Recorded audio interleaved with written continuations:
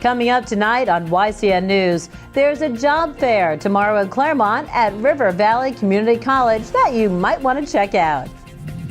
We'll tell you why flags are at half-staff today. And a fire in Putney, Vermont is brought under control.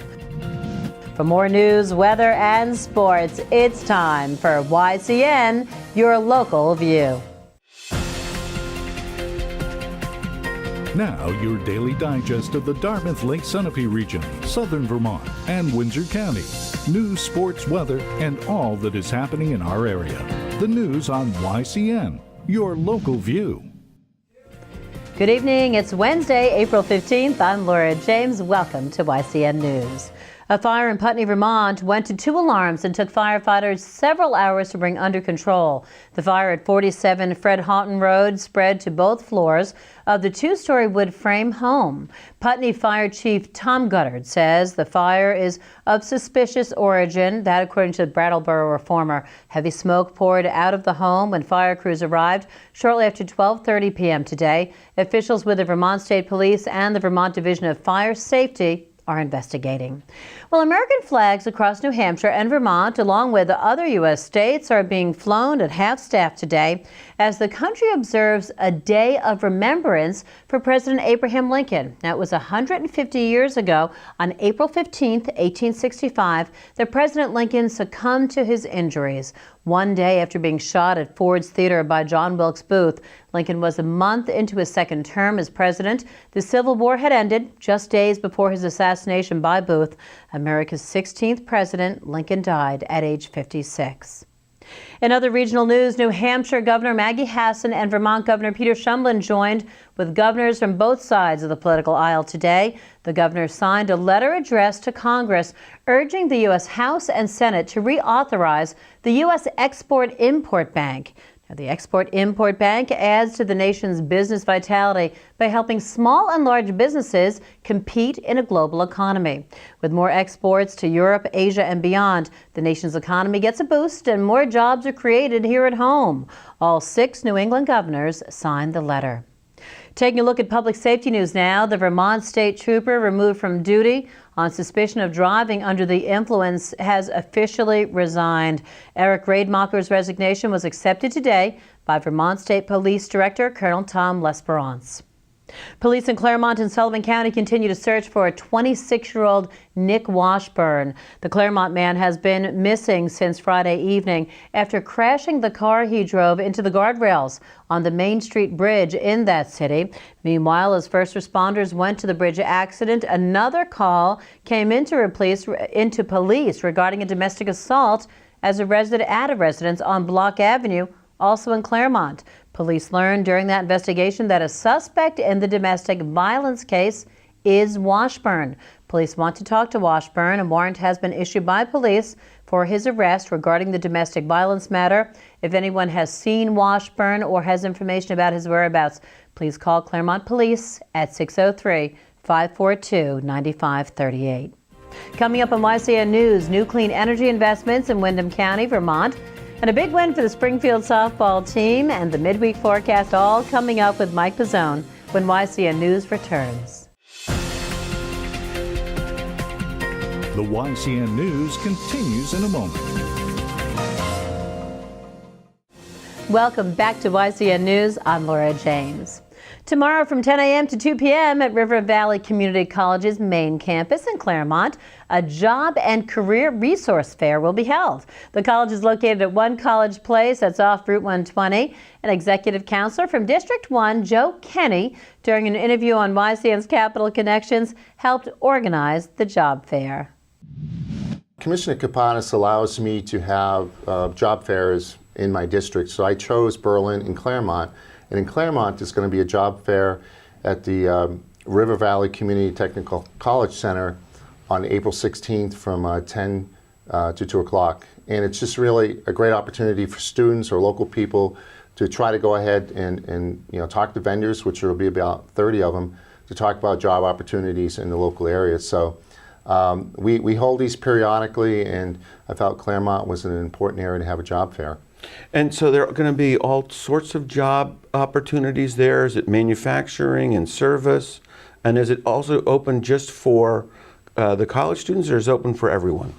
It's really open to everybody. I mean, obviously there'll be a lot of service jobs there, construction. I know Sears will be there.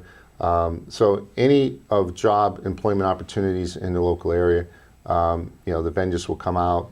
They'll sit down and they'll talk with prospective applicants, talk about their company, talk about the job openings, and in most cases they'll have an application right there for people to fill out.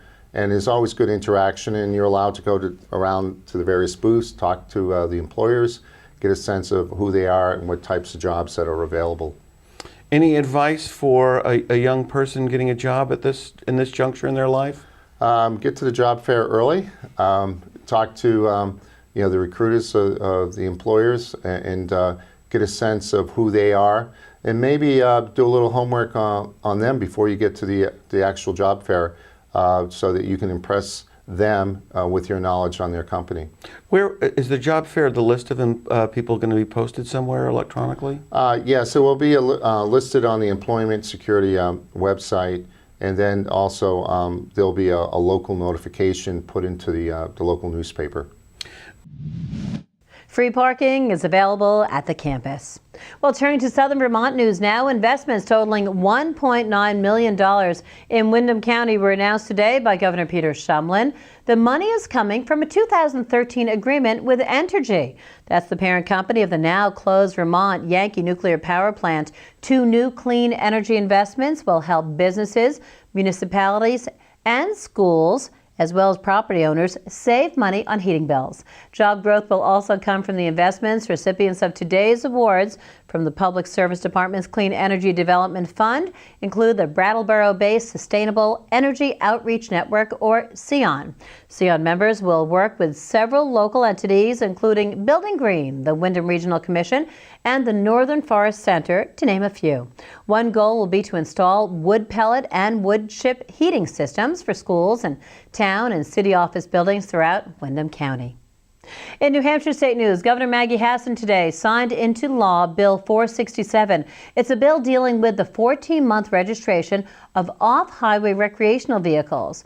Outdoor enthusiasts who ride these carriers, commonly known as OHRVs, can be found riding the back roads of the state's more rural areas, including the North Country. Now, this benefits the local economies for these communities, says Hassan in a news release. Tourism contributes greatly to the state's economy, and Hassan thanks State Representative Herbert Richardson and lawmakers from both parties for passing a bill that would give OHRVers more flexibility to experience New Hampshire's natural resources.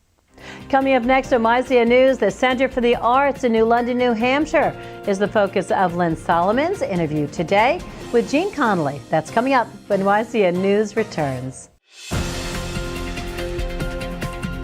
The YCN News continues in a moment. Welcome back to YCN News. I'm Mike Pizzone.